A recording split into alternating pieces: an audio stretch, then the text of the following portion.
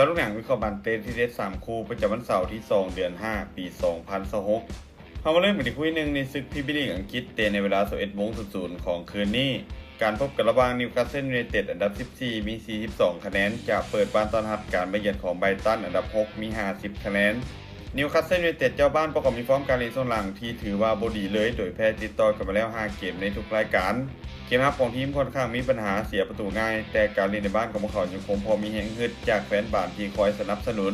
ส่วนไบรตันที่เยือนพวกเขามีฟอร์มการเล่นที่ดีกว่าในช่วงหลังทีมมีสไตล์การเล่นคือเน้นการต่อบานของเกมดีเกมบุกของทีมมีความหลากหลายรวมไปถึงการยิงประตูที่ค่อนข้างสม่ำเสมอภาพรวมเกมนี้ยังคงสูสีพอนิวคาสเซิลพวกเขาเล่นในบ้านน่าจะเปิดเกมบุกใส่ตามสไตล์ของพวกเขาส่วนไบรตันน่าจะรอจังหวะเล่นเกมสวนกลับบวกกับการคล้องบาลเป็นระยะ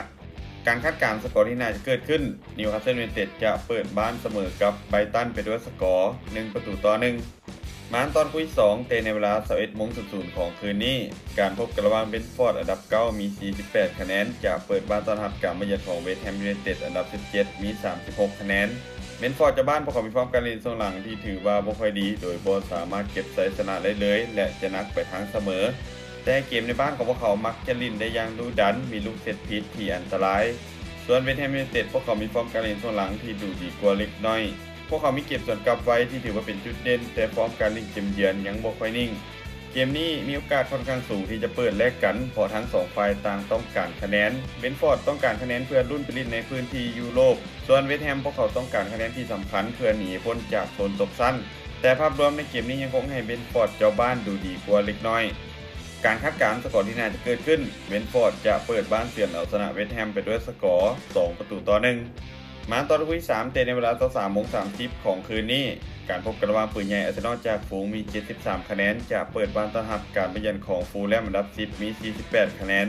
อาร์เซนอลเจ้าบ้านพวกเขามีฟอร์มการเล่นช่วงหลังที่ยังขึ้นลงแต่เกมบุกของทีมยังถือว่ามีความอันตรายโดยเฉพาะการเล่นในบ้านที่มักจะกดดันคู่แข่งได้ดีส่วนฟูลแลมฟอร์มยังกลางๆมีชนะแพ้สลับกันเกมรับของทีมยังคงลุดง่ายโดยเฉพาะเวลาพบกับทีมใหญ่แต่เก็บส่วนกลับของพวกเขายังคงพอมีทีเด็ดมักจะสร้างปัญหาได้ตลอด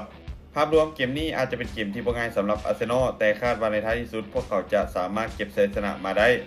การคาดการณ์สกอร์ที่น่าจะเกิดขึ้นปืนใหญ่อาร์เซนอลจะเปิดบ้านเอาชนะฟูลแลมไปด้วยสกอร์2-1สุดท้ายนี้เดี๋ยวคนสนใจแนวทางที่ดีแบบนี้อย่าลืมกดไลค์กดแชร์ออกไปเพื่อเป็นแนวทางเพิ่มเติม